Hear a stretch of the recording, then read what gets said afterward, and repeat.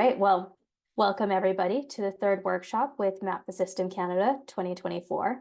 Map the System Canada is sponsored by ATCO and is in partnership with the Institute for Community Prosperity and the School Centre. My name is Ashley Dion, and I am the program lead for Map the System Canada.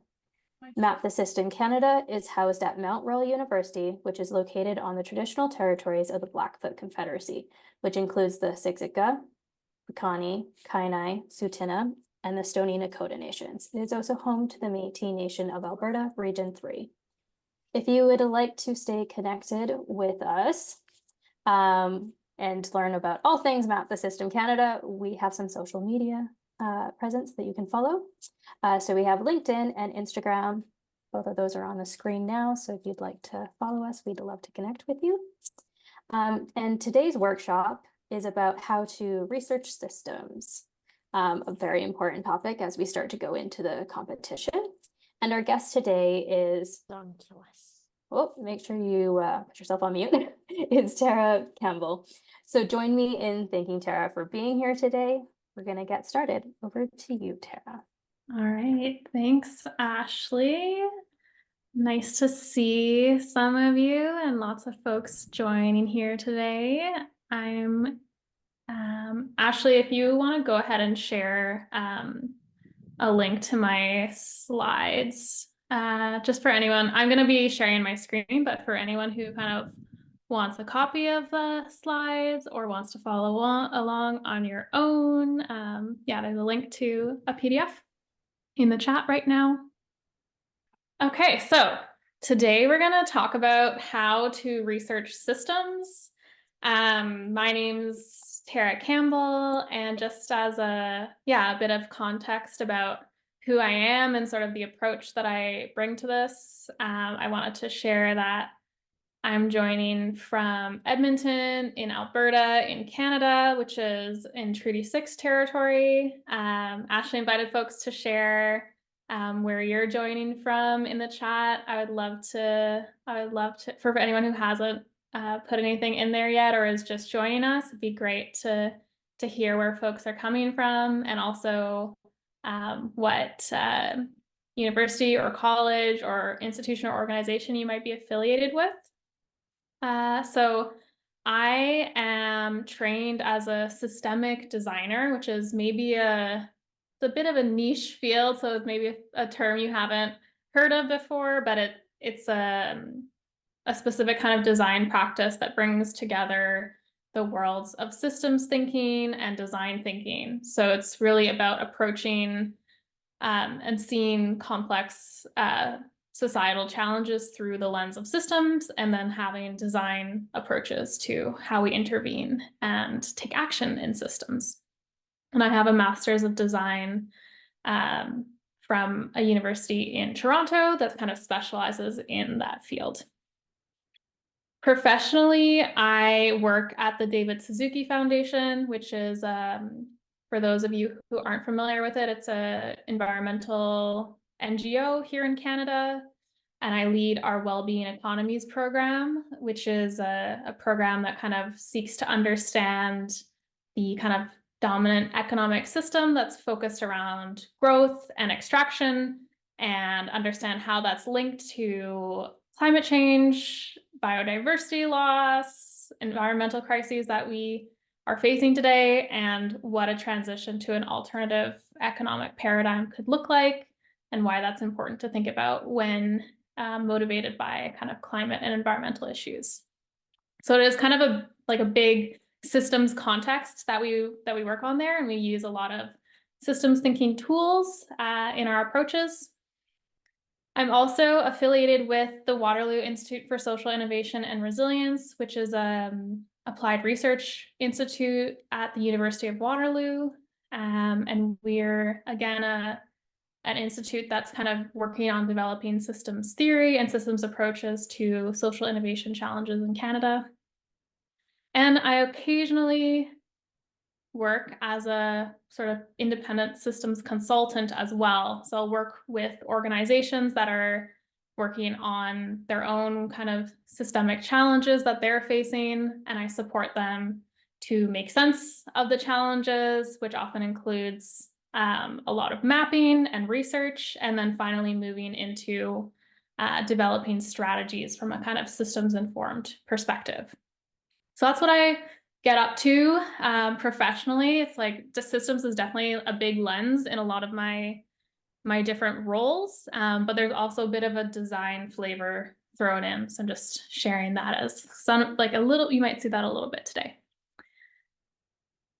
All right, so I want to start by sharing this diagram, which you may have seen. It's on the Map the System Canada website that sort of outlines a bit of the process that you go through in the Map the System Challenge, where you're first kind of learning about what systems thinking is. I'm assuming you're at least a little bit familiar with that, and that's why you're attracted to that way of thinking, and that's why you're interested in participating. So once you sort of got the hook, then you have to select a systemic challenge of interest to you. I know that there is a previous presentation or webinar in this series I was talking about like what are systems problems. So not all problems or challenges need a systems approach. So it's important to kind of identify what makes sense to work on in this challenge. So I'm curious, yeah, if any of you are kind of at that stage already where you've already identified a challenge or systems problem that you're interested in, I would love to also hear about that in the chat, just to get a sense of like maybe the diversity of different challenges that you all are interested in working on. And that could be either like something that you've been thinking about for a while, or just maybe like a thought that you have that you want to continue pursuing further. Would love to, love to hear about what you're all thinking about in the chat. And then once you've kind of got that, a challenge that you're interested in, then you can move into the research phase, which is what we're going to talk about today. So that is this kind of, yeah, there's a loop here about research, and there's a bunch of different kind of distinct elements that we're going to talk about.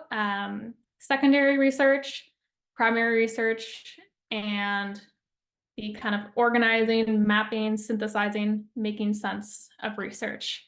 And these are sort of presented here in this diagram for clarity's sake, it as sort of like distinct phases potentially. There is a cycle showing that it's iterative, but I just want to share that from my experience, it's often a little bit more like that, where like you're kind of doing all of these things at the same time. So I'm going to present these things distinctly just for kind of clarity's sake, but I also want to share that it's like, it doesn't necessarily happen in really distinct phases where you do secondary research, then you do primary research, then you make sense of it all. It's kind of like a lot of it's happening at the same time.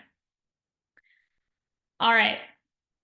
So when I think about research and systems, there's really two questions that emerge for me.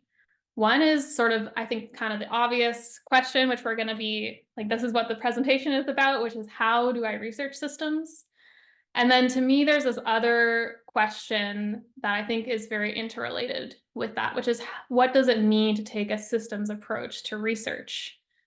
And to me, there's a distinction between those two questions, but they're definitely linked together.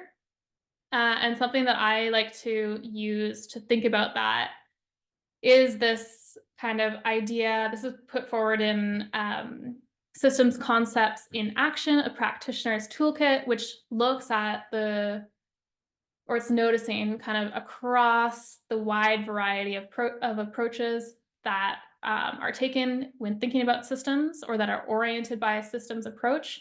They have these things in common, which is an understanding of interrelationships, a commitment to multiple perspectives, and an awareness of boundaries. So I like to think about these three elements when I think about what it means to take a systems approach to research. And we'll kind of dive into a few of these in the presentation, and also revisit it at the end.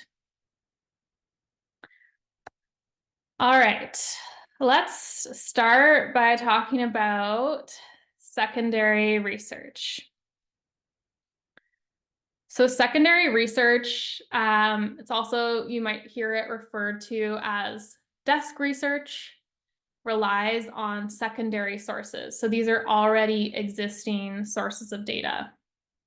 And it involves kind of pulling out pieces in these existing sources, pulling out things that are important to you or relevant to you, summary, interpretation, and or synthesis of existing research. And that's kind of contrasted by primary research, which on the other hand involves the collection and interpretation of newly collected data. So we're going to talk about secondary research first because I find that's usually where I get started when I'm working on a new research project, and we'll talk about primary research afterwards. So I think I also often find that there's sort of a feeling that secondary research is not as good as primary research for whatever reason, and I want to really trouble that idea and yeah, elevate secondary research as a really important part of a research project. It might also be kind of the only way that you're engaging in research in this project, or at least probably the primary way that you're engaging in research. So just want to like move beyond that myth that it's not as good or not as valid. I think that secondary research is really important in a systems challenge or researching a systems challenge because there's usually a lot of already existing data and knowledge about a challenge. So you don't have to start from scratch. So it's important to kind of know what's already out there and what you might want to dig into further through primary research.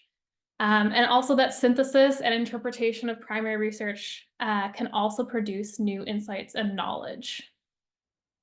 And secondly, if you are doing primary research, it's really important to go into that with,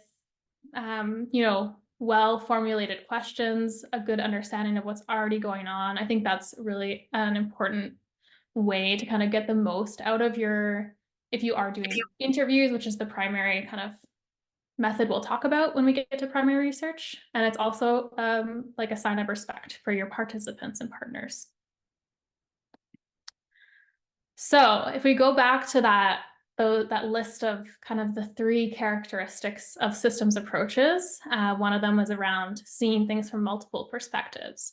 So I think a goal that you should have when you're doing secondary research is to build a diverse understanding of your system, which means looking to a wide variety of sources across disciplines and perspectives.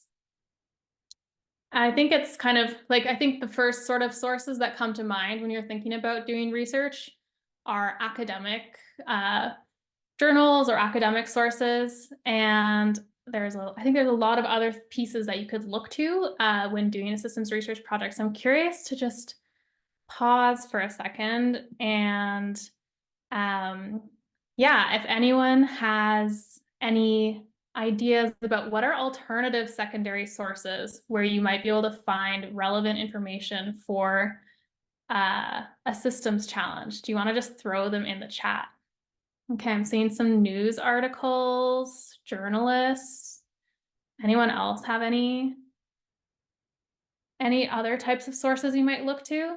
Government reports, social media, WHO website, reports from companies working in that space. Awesome.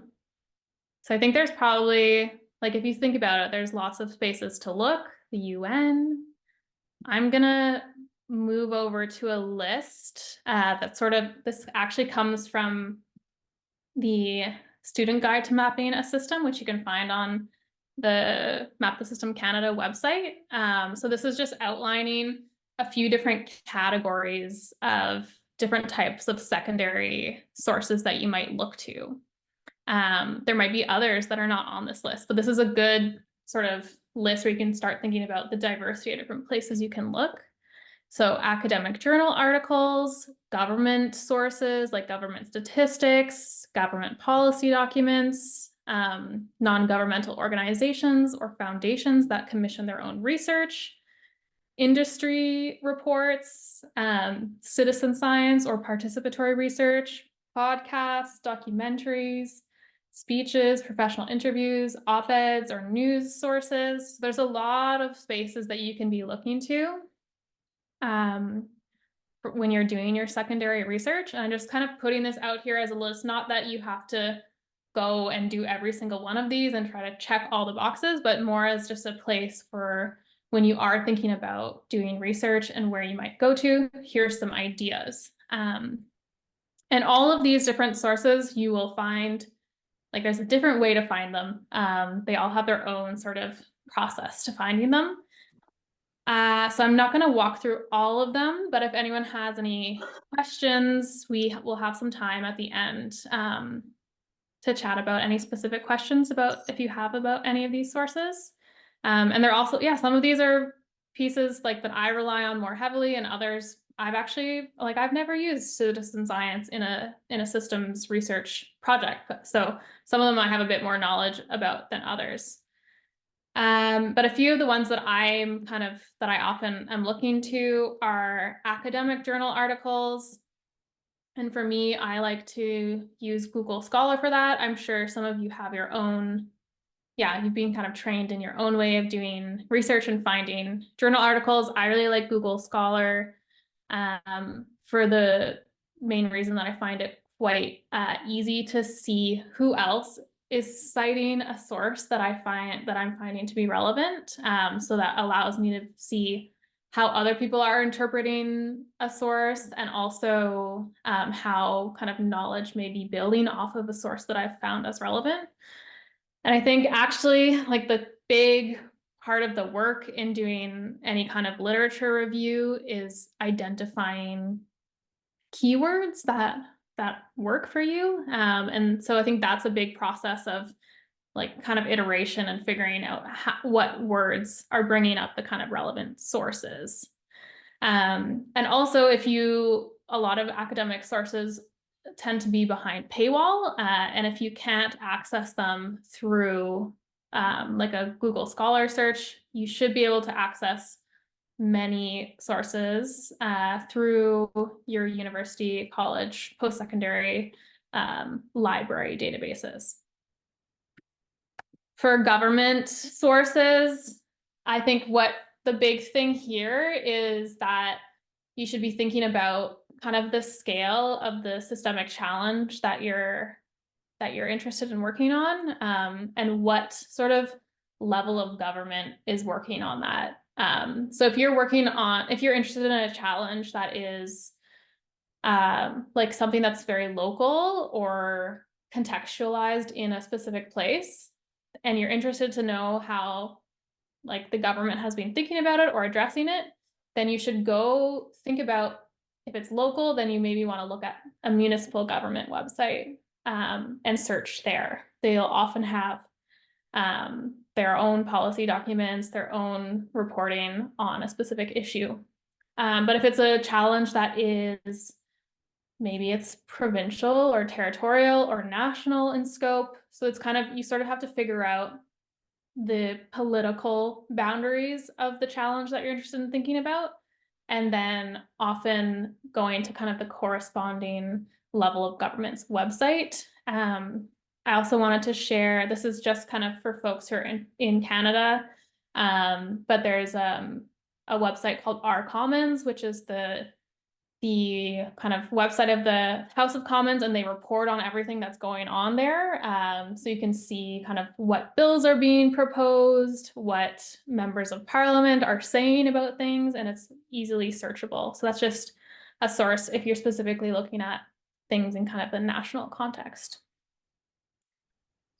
And for op-eds and or news sources, again, I think the big point that I would stress here, in order to kind of scope your research, is to look for media outlets that correspond to the geography of your system of interest. So again, if it's something that's kind of like contextualized in a specific local place, then look for media outlets that are reporting where their context is also that place. Or if it's something like you're interested in a larger like national system, then look at national media outlets. So I think that's just, it helps you scope where you're looking. So that's all I'm going to say about kind of where to go to find sources. I think a huge resource will be any kind of like librarians you might have access to at whatever institution you're affiliated with. They are trained in doing research, and they're amazing and can help you find relevant sources from a wide variety of different places. So that's just a resource that you probably have access to and might be super helpful. So another thing to think about when you're doing secondary research is just, yeah, not all sources have the same kind of validity or relevance to your project. So it's important to kind of evaluate your sources as well. So this can mean kind of finding out what you can about the author of the source, figuring out sort of like, do they hold a specific position? What biases might they have? What training or expertise or experience do they have in the system? So that allows you to kind of contextualize the source. You can try to identify the language being used in the source to figure out, is this something that's sort of maybe a bit more factual, or is this, more opinionated, someone's perspective? You can evaluate the evidence that's being used in a source. So that means like if they're making claims, what evidence are they using to back that up? And does that feel adequate in order to make those claims? You can also cross-check the information that's in a source with other sources that you're looking at. And not that everything has to be the same, but it's just there might be different perspectives that are being presented, which would lead to different conclusions. So that's okay that not all your sources say the same thing, but it is something like if you're trying to back up a certain perspective, it is helpful if you're seeing that perspective presented in a few different sources. You can also evaluate kind of the timeliness of the source. When was it published? Is it trying to speak to kind of a contemporary social challenge or systemic challenge? Or is it something that's speaking to something kind of historically or about that challenge a few years ago? That will help you kind of understand how you can use that source. And you can also have a look, if it is an academic source or a source that is referencing other materials, you can have a look at the list of references to see what is informing that source and that perspective. So there's a few just kind of guiding questions to think through when you're evaluating your sources. And I encourage you to do that, kind of like develop a practice of thinking about that. I think doing secondary research can be kind of overwhelming. And so I find it's helpful to have frameworks to kind of organize your research. So I'm going to offer one that I use a lot, and it's sort of trying to answer this question of what is going on in the macro environment related to my system of interest. So it's really trying to give you like a contextual overview of what's going on that might be affecting my system of interest. And it's really this is a scanning approach for kind of scanning what's out there. It's sort of like what you might do in an early phase of doing secondary research. So this framework's called SEEP-V, and it comes from foresight and future studies actually, but I find it really helpful when I'm studying kind of present day systems. And that stands for social, technological, economic, environmental, political, and values. And so it's a really simple framework that's just kind of trying to encourage you to think about your sources through these lenses. Is the source that I'm looking at speaking to a certain element of what is going on in the environment? Like, is it speaking to what is going on technologically or environmentally around a system? And it's a way of kind of organizing your sources and seeing also where you might have gaps. Like, oh, I've got a lot of sources that are really speaking to kind of like the economic environment that my system exists in, but I don't have a lot that are speaking to like social elements or technological elements. So it's a tool you can use to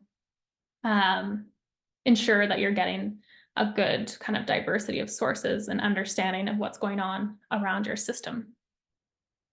And I'm just going to put this up here. I'm not going to read through this. It's just kind of a description of what these categories mean a little bit more. So that's in the slides in the link that Ashley shared earlier. And feel free to kind of like read through that more if you're kind of curious to know what these categories mean a bit more. So that's kind of, SteepV is sort of a scanning framework that I like to use. But I also like to keep some kind of high level questions in mind when I'm in these sort of early stages of doing secondary research and scanning. So I like to think about what has gone on in and around a system historically, what visions are being offered as desirable futures of a system. And these can come from different perspectives, like different categories of people who are implicated in a system might be putting forward different visions of what they want. What attempts at change and transition are already being made.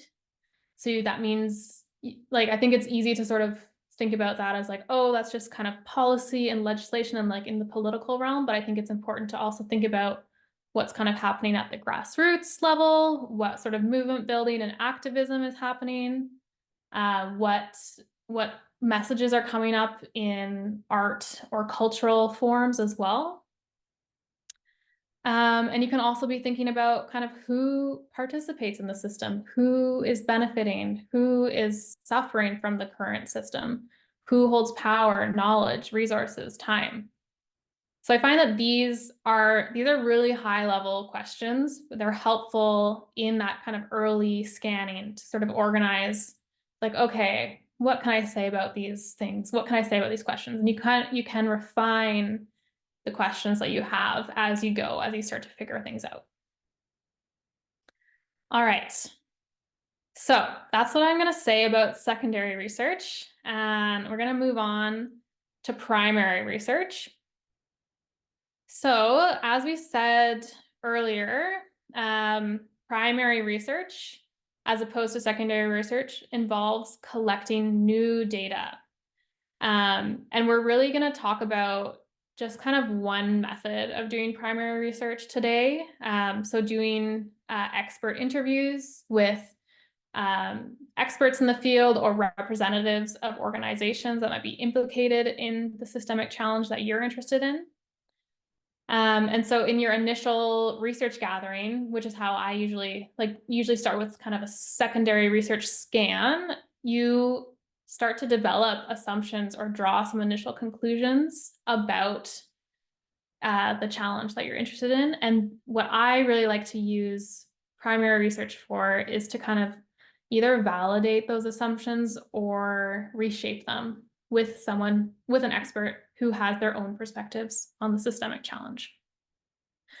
So there are many primary research methods that will be used for people who are kind of in the systems research field, but we're really just going to talk about expert interviews because other forms of primary research often involve research ethics clearance when conducted through an academic institution. So that's kind of just beyond the scope of what you can probably get into for the Map the System challenge. So we're really going to focus on expert interviews, which are often like they're a great method to use for these kinds of projects. So when I'm thinking about this, and this is also tied into the secondary research phase as well. I had one of the questions earlier about like who's implicated in the system, who has power, who's suffering. I think these are questions that allow you to start identifying stakeholders in the challenge. So who is affected or implicated in the system? And you can also think about non-human stakeholders as well. But that's kind of the high-level question that you start thinking about, who's affected or implicated. I think it's important to remember that stakeholders and stakeholder categories can range in scale from like an individual person up to organizations and institutions, up to industries, up to society and ecosystems. So it's kind of like there's different scales that stakeholder categories can come from. So I find this list is kind of helpful to think about those different scales. And I'm also, when I'm figuring out who I want to be doing interviews with, I find it helpful to kind of, after I've brainstormed a little bit and figured out stakeholder categories that I feel are implicated, I find it helpful to sort of map them a little bit and see like who do I think is kind of most core and central to this challenge to who's more on the periphery. And it can help with prioritizing who you talk to, where it's sort of, I feel like it's most important to talk to the folks who are kind of most implicated, or people who can represent groups who are in that most implicated category. So I also wanted to talk about a little bit about kind of that piece, that systems approach that talks about getting multiple perspectives on a system. And I think that there's a lot of ways like you can, that you can seek multiple perspectives when you're doing your interviews, if you choose to do interviews. And that multiple perspectives can come across a range of different dimensions. So it could come across, for example, people who have different worldviews. Perhaps someone who's got really like a worldview centered around like building businesses and making profit, and another worldview that is different. Like you can think about that as a important area to seek diversity when you do interviews. I think it's also interesting to think about diversity across those steep V categories that we talked about previously, like people who have expertise in different areas, and also social variety. So people who have different demographic or developmental characteristics representing different people in the system. So these are different kind of dimensions you can think about when you're thinking about trying to get a range of perspectives in your interviews. All right. So in terms of approaching people for expert interviews, who should you be thinking about? You've done some like high level stakeholder categorization and mapping. Who do you approach? Well, I think when we're thinking about expert interviews, you want to think about organizations, groups, or individuals who can kind of speak on behalf of or represent one of the stakeholder categories you identified. So it might not just be approaching someone who might be in that category, but who's like an organization that might be able to speak on behalf of that group. So for example, if you're interested in some kind of systemic challenge around barriers for young people to become entrepreneurs, you might identify young entrepreneurs as a stakeholder category that's implicated in that systemic challenge. And then in terms of who you might approach, you could think about organizations or programs that aim to serve young entrepreneurs as a potential candidate for an expert interview. So I'm going to just let that sit for a second. I think it's important to think about, when you're doing expert interviews, it might not just be anyone that might be implicated, but actual folks either at an organization or people like thought leaders, people who spend time thinking about these challenges. Those are the kinds of people you would approach. And this comes from the Student Guide to Mapping a System as well. There's a lot of information in that guide about how to conduct expert interviews. So I highly recommend checking it out and reading through that. I'm just going to go over it quickly, but there's way more info in there. So first of all, it's important to research the person that you want to interview, have a sense of the context that they're working in, what they are experts in, what kind of questions would make sense for them. And then you can send an introduction and a request for an interview to them that really needs to speak to the project that you're doing, why you're doing it, also how you will use the information that might come out of an interview. You could also share kind of the lines of inquiry or questions that you're thinking about with them so they know kind of what to expect. You can also, through that kind of introduction and exchange about the possibility of an interview, talk about how much time you would like from them, and make sure that you respect that when you do engage in an interview. And also you can discuss pieces around confidentiality or anonymity. They might be happy to talk to you and give you their perspective, but they maybe don't want to be quoted or have their name appear in your project. So, but other people might be very happy to do that. So these are things that you should ask about in advance and make sure that you respect their wishes around that. And then when you're actually in an interview, a really important kind of approach, I think, is you don't have to rush through it. Don't be afraid of kind of moments of silence or pauses. I think that interviews are a space where people are often like gathering their thoughts or things are coming to them. So silence is actually a space that is great to allow people to kind of speak on what's coming up for them. They're also a really important place to ask for further research opportunities. So if you're speaking to an expert who's representing a certain perspective, they're going to have their own, secondary sources that have been influential to them. They're going to know other people in the system who they think that you should perhaps talk to. So I think that's a really important opportunity to discuss. And then make sure you thank them for their time, and importantly, capture your learning after, like immediately after if you can. So I think that it's easy to, like, if you're recording, it's easy to kind of, step away and not think about it. But I think like the best use of your time is to really make sure you're writing down what was arising for you, key insights and that kind of thing immediately after. All right.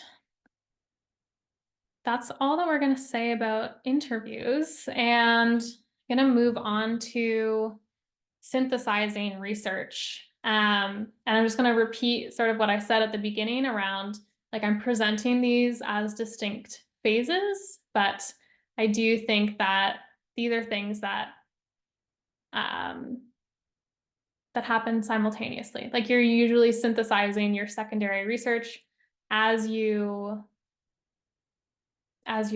kind of coming across sources. You're already making sense of it. You're already combining, like, you're doing that in preparation for primary research. You're also synthesizing those things as they come in. So this is an iterative process and also sort of simultaneous process as well.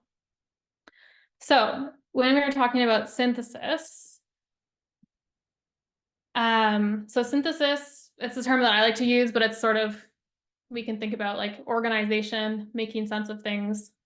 Those are kind of synonymous, but synthesis is a process of condensing and organizing your data into usable information. And I like to think about kind of two ways of doing synthesis. And these actually have kind of specific terms in the literature too around this idea of inductive synthesis, which is data-driven. So you're developing meaning and categories from your data. And then deductive synthesis actually begins with categories or frameworks, and you organize your data along those lines. So there are two different ways of doing synthesis. I don't think you need to choose one. Often you will do both, but I'll walk through what both of those look like. So inductive synthesis follows kind of this comes from John Kolko, who's a design researcher. He's kind of articulated as this process of externalizing your data that you've come across, filtering it, organizing it, and theming it. So in the first phase of externalizing, because you've probably gathered a lot of stuff, the amount of that stuff is just like way too hard to just hold in your head and think about. So it's really important to kind of externalize it, where you either kind of like put it all out on pieces of paper or sticky notes, like actual physical artifacts that you can look at, or maybe that's in a online whiteboard, mural board place, or like a Google document, whatever feels good to you in terms of a place where you can just kind of put everything. But it's important to kind of like put it all there and have it in the same space so you can look at it. And so this might look like, for example, if you've taken notes on different secondary sources, or you've had a few different interviews, you might sort of just like put all of those notes and findings organized by source, just put them out. And then once you do that, you're still gonna have a lot of stuff. And so it's important to, through a process of synthesis, decide which data is important and relevant and what isn't that important or relevant. So you go through a process of filtering and pruning to what you think is kind of most relevant or important in your understanding of this systemic challenge that you're interested in. So then once you've done that, you can start seeing relationships between the different pieces of data. You can start seeing things that seem similar. You maybe move them closer to each other. You can start seeing how different pieces are related. Maybe you draw some lines. So it might start looking like this, where you've kind of moved around pieces of information that are coming from distinct sources, putting them together that seem kind of like they're sort of saying something similar or making a point together. And you can also start drawing connections. This is just one way, that it could look. I think there's other ways as well, but this is just kind of to give you a little bit of a visual inspiration.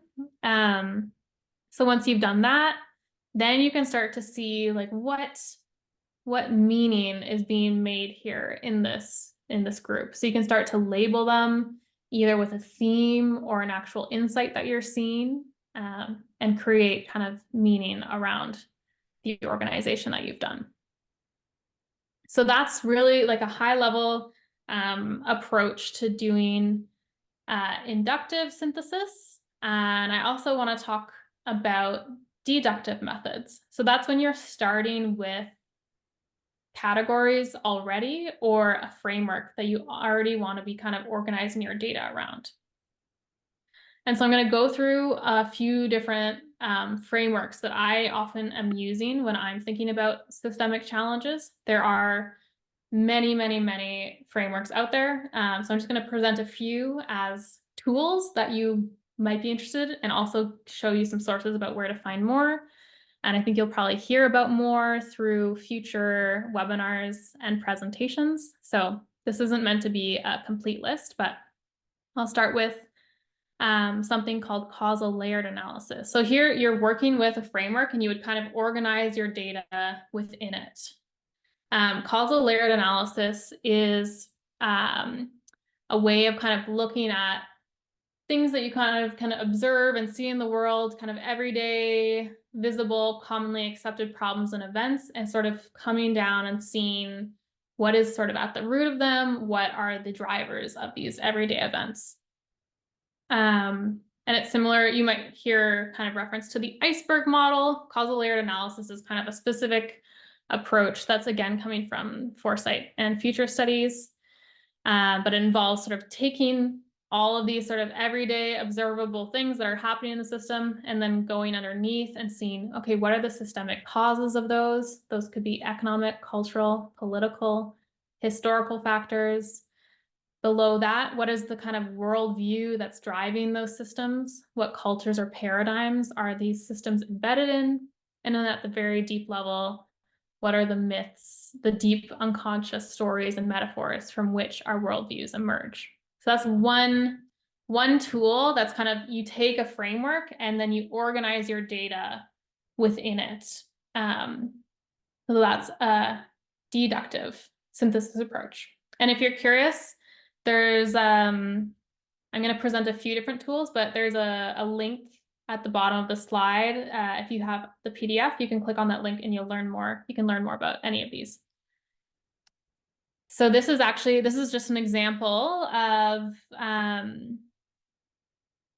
causal layered analysis that I actually did when I was doing my master's several years ago now. And I was looking at the design education system.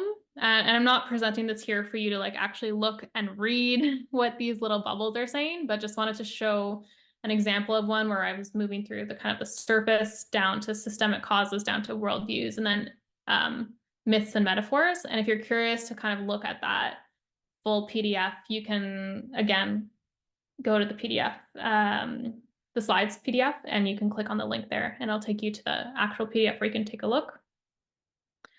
Another sort of framework I like to think about, this one's less of a framework and more just like a general approach to organizing data. Is sort of taking a kind of historical scan approach where you're looking at, okay, I've got this, I'm seeing this kind of current challenge, but there's lots of causal factors that might be leading into it. There might be lots of solution attempts over the past that I want to note. So it's kind of organizing your data historically. And this, again, this is a picture that's not going to really make a lot of sense in this little small form. This is actually like an excerpt from a 22-foot long historical map that's explaining kind of the COVID-19 response and situation in the US. And so again, there's a link there if you want to go have a look at that in detail. Another framework I like a lot is called Three Horizons, which sort of thinks about systems as being in transition, where there's a kind of dominant system that is clearly not really working, and there's a third horizon, viable future that we want to move towards, but that there's also this like transition horizon and like how we move between those two.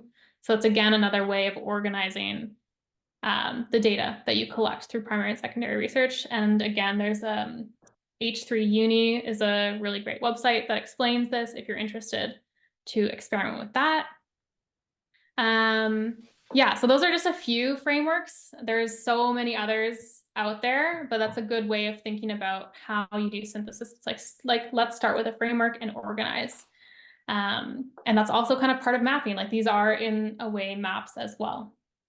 So I just wanted to share before we wrap up a book that I find really helpful for thinking about different ways of organizing systemic research and what to do about it. It's called Design Journeys Through Complex Systems. If you're interested in any of those tools and frameworks that I just shared, there's so many more. They're in there, and then so many more are also in there. And then also the Student Guide to Mapping a System has tons of resources on research, especially about expert interviews.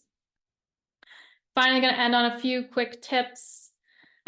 First of all, I think it's really important to, like I said earlier, like these things are happening simultaneously, primary and secondary research and synthesis. I think it's really important to integrate kind of the primary and secondary research into cohesive insights about your system. And your submission will be really powerful if you can support your assertions with both kind of the desk research and first-person perspectives. And you can get first-person perspectives without doing primary research. I think that's important to stress. You don't necessarily have to do an interview with someone. There's lots of first-person perspectives that are presented through, for example, a news article that might quote someone, or an interview that's published, or an academic study that itself sought first-person perspectives. So you don't necessarily have to go and do those interviews yourself. Citations. So it's really important to cite all your secondary research. It doesn't have to, like, not just the academic sources, basically anything that you're pulling from, media, websites, YouTube videos, whatever it is, they can all be cited. And just pick a citation style and be consistent with it. And I think it's also really important to use in-text citations for the research paper that you do write to go alongside your mapping. So that means, like, if you're saying something in your paper, that's coming from a source, point to it in text, like immediately after you say it, and not just have it in a bibliography or reference list at the end. That really shows people that you did research, and it's not just like, here are some things that one might look at. Keep a research journal. It's helpful to have a place to store your sources, quotes, thoughts, etc. as you come upon them. You could have something like the Steep V table in there to track the diversity of sources you're using. If you're working as a team, you might consider an online environment for this, like a Google Doc or a Miro board, and it's probably going to be very messy. That's in general how I feel about all of this, like, and that's totally okay. I think that's part of it, and that the mess resolves over time. Iteration. Don't be afraid to make incomplete maps or bad maps or maps with a lot of assumptions. Mapping is a way of making sense of your research, and interim maps can be a way of externalizing your assumptions for validation with your teammates, advisors, or experts. So it's okay that you feel like your map is maybe incomplete or it's not, doesn't represent like a diverse perspective of something yet, just it's great to like externalize and make stuff and then use that to iterate. And finally, just coming back to this slide about the three orientations that characterize systems approaches. So an understanding of interrelationships, a commitment to multiple perspectives, and awareness of boundaries. I think these are, I'm not going to go into all of like how these might manifest in a systems project, but just want to put those back out there for you to kind of hold on to when you think about doing research. All right. I'm going to stop there. That was a lot of information. And I know there's some questions coming up in the chat. We're going to take a bit of time. We've got like 9 minutes, I think, before we have to wrap up. So if anyone has any questions you want to ask, I'm going to just have a look at what's in the chat. And yeah, feel free to raise your hand as well, and you can unmute yourself and ask them. So maybe we'll start with Ish. Do you want to ask your question? Yeah, absolutely. Thank you so much for the presentation. Very, very informative. I have two questions, but maybe I'll just start with one. When you sort of go through selecting what is relevant information, what is not relevant information, as a part of synthesizing your research, how do you sort of check for your biases in filtering that information out that you ultimately use to create the system maps and sort of the distilled information? Yeah, that's a really good question. I think that I would first start by kind of trying to articulate your biases or your own position in the system, your own perspective. So you could like, if you're, I think often like the systemic challenges we might be interested in, we're actually implicated in those. We are a stakeholder in them. You can kind of see yourself in those maps of like who's implicated. There's a tool that I didn't share right now, which is kind of like a deeper stakeholder mapping tool where you can examine like the different kind of needs that are present from different categories of stakeholders, and the biases that might be present when, if you are like holding a certain perspective thinking about a system. So I think what I would say is just like try to be aware of them. I think that, and try to like articulate what your biases are, what your assumptions are. I think that's really the best that you can do, is like be aware of them and kind of have a practice of thinking about that when you are reviewing sources, when you are choosing what to include. I also think that using frameworks like Steep V or like the other sort of like dimensions of diversity you can seek in sources, like you can hold those and see like, oh, am I really only focusing on sources that are coming from a specific, domain of expertise or a specific type of person or a specific stakeholder category. So I think that's another way you can kind of check that you're not like overly filtering for a certain type of information. Sounds good. And just a quick thing on stakeholder maps. Would it be useful, because I was thinking like to also include yourself as a part of the positionality, as a part of stakeholders, like as a part of the system where you sort of exist and what your perspective and sort of the privileges that I guess one might have in conducting this research. Not sure if that's something that people do, like Yeah, no, I think that's definitely something that people do. I'd say that's like maybe something kind of in the introduction you might do in your paper, sort of talking about like why you're interested and also like the context from which you're coming. All maps are biased, like there's no unbiased map. So I think that acknowledging that is really powerful, acknowledging like where you're coming from and your own perspectives. So yes, I do think that's something you can do. Thank you so much. Duke, do you want to go next?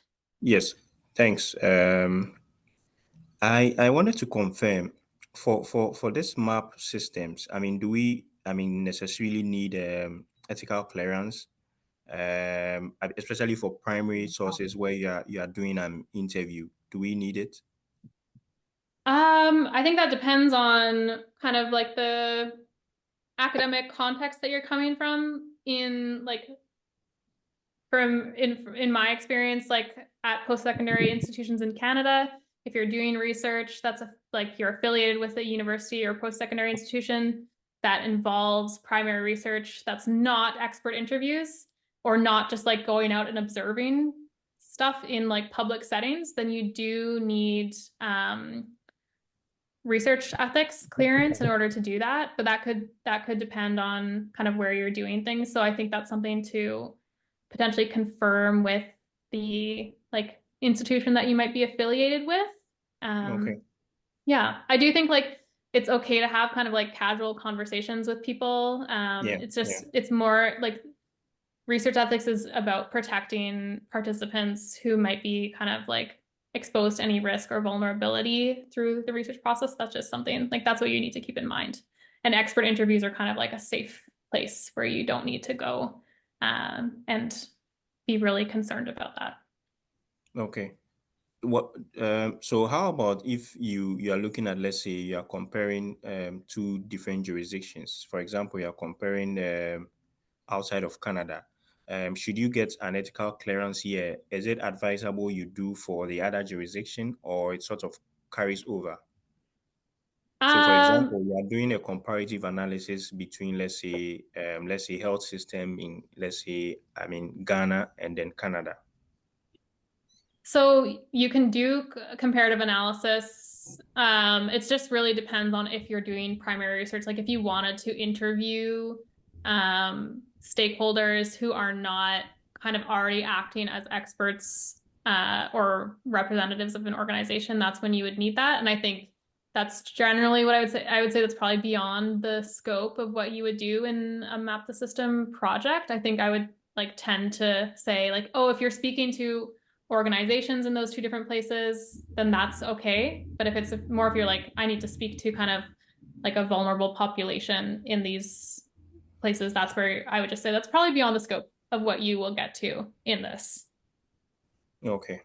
I mean, the final question, do we necessarily need to provide, I mean, ethical clearance as evidence during our submission of our map systems report and all that? No. So you only need to do that. I would just say don't go down the path where you would need research ethics. I would say like stick to secondary sources. You don't need research ethics for secondary sources. You don't need it for expert interviews. So I would say like stick to that. And then you wouldn't need to, yeah, you don't need to go down that path, and then you wouldn't need to talk about No, it in your report. I'm asking because mine is more of an ethnographic studies, and of course, it would require some one or two interviews. Yeah, well, I think if that's the case, then you can talk to like the research office at your university. They'll be the ones who can answer that. It really depends on the like institution that you're at. Okay, thanks. No worries. All right, we've got 1 minute. If Julia, you want to ask a quick question. Yeah, hi. Thank you. My question is, let's say this is a project we plan to expand on outside of Map the System. Do we have any, how do I say this? Like, is there any like intellectual property rights or rights to continue the research that we should be aware of if our submission is accepted or like if it places? I don't know if that makes sense. Yeah, I don't know if I can answer that. I feel like that's something you might want to speak to Map the System about. I know that, yeah, I'm not sure. It depends on kind of whether you maintain like copyright of your work or whether, so I'm not sure. I think that's something, it is a really interesting question, and that I can't answer it. I can quickly kind of jump in here. You are able to like continue to research your project and take it elsewhere, type of thing. If you're one of the top teams, at least in Canada, we do publish it onto the website. So you would have to then add on to it so that it's different than what's on the website already, but you are able to take what you've already researched and continue working on that in another capacity. If I may follow up, can I? Yeah, go ahead. Okay. Sorry. Does this project ask us to come up with a conclusion or just an analysis of the system? Just an analysis, and then you're really looking at what are those gaps in some of maybe your leverage points, but you don't need to come up with an exact solution that this is going to fix the problem. Just kind of where could you kind of carry forward that would make a difference. Does that make sense? Yeah, thank you. I appreciate it. Awesome. All right, I think we will wrap up now. Tara, thank you so much for all of your knowledge.